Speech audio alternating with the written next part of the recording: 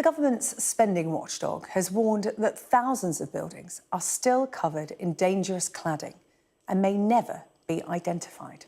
The National Audit Office has urged ministers to publish a deadline for completing all work on cladding, saying residents are suffering financial and emotional distress. Well, let's speak now to Jennifer Frey, who's from the campaign group End Our Cladding Scandal. Jennifer, good to see you. We spoke back in September, didn't we, at the conclusion of the Grenfell inquiry, and something you said to me that morning stuck with me, and I pulled out my notes from that day, and you said the pace of removing cladding and other fire safety defects from flats across the country has been slower than anticipated, and at the current rate it could take decades. And that's been acknowledged officially today.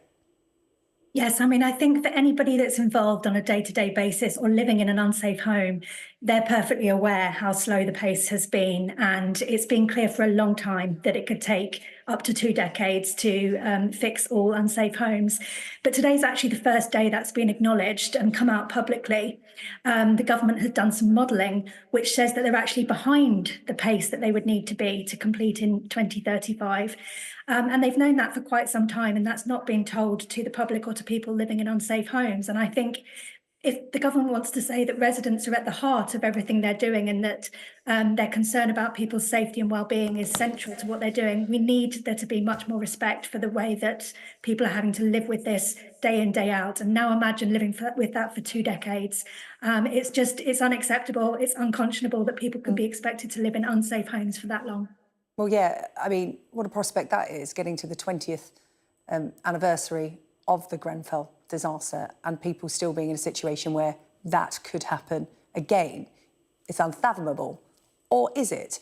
For those watching at home tonight, Jennifer, perhaps you could explain why this is taking so long. Well, there's lots of reasons, and the NAO report uncovers quite a few of them, but a big part of it is that it's just all too complicated. There's about 7 different funding schemes. They all have slightly different rules, slightly different systems, slightly different requirements and criteria of what they'll fund. So it's been too complicated. The government has also tried to sort of siphon off groups of people that it's not going to help. So not all leaseholders are protected from costs. Not all buildings are protected. So buildings under a certain height aren't protected. And just sort of carved out exceptions like this, which make it too complex. And they've also, while they've tried to bring in the last few years some input from developers and tried to bring in some funding from developers, but the report today pointed out that what that's done is it's opened up this whole sort of gamut of arguments, and sort of we've got one by one every building is having these arguments over liability. So that's actually slowed down the pace, and what we need, and what the report's pointed out, is we need some government intervention to actually play that role in dispute resolution.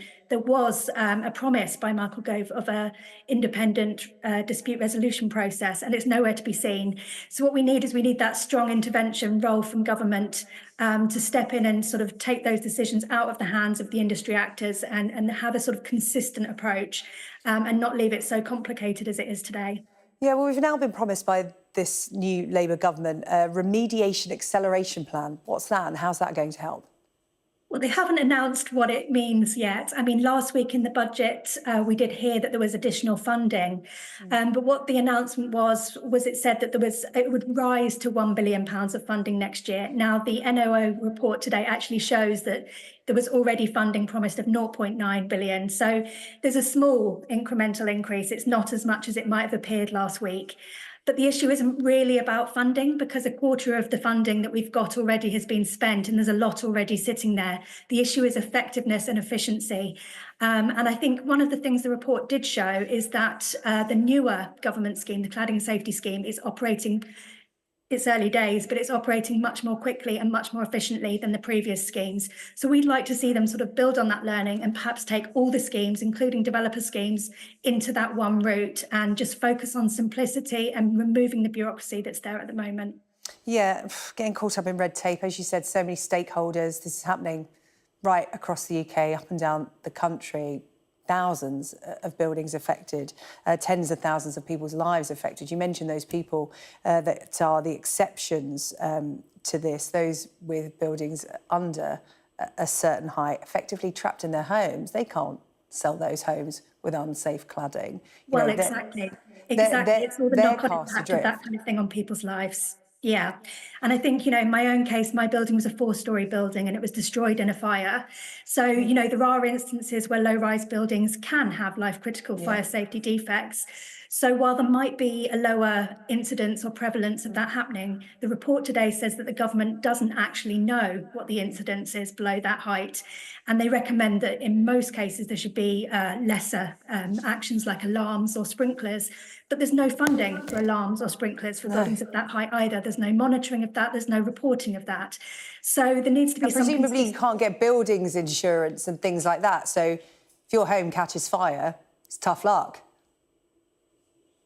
Yeah, I mean, in most cases, there is now a solution for people to get insurance, not always, but we're seeing percentage increases of around 500%, 600%, sometimes 2,000% increases in insurance. So the insurers have a different standard for what they think is acceptable for the level of remediation. And that's where the government needs to step in, because we can't have every different stakeholder disagreeing over what reasonable work is or what proportionate work is. That's where the government has a role to actually set the standards and ensure that there's consistency.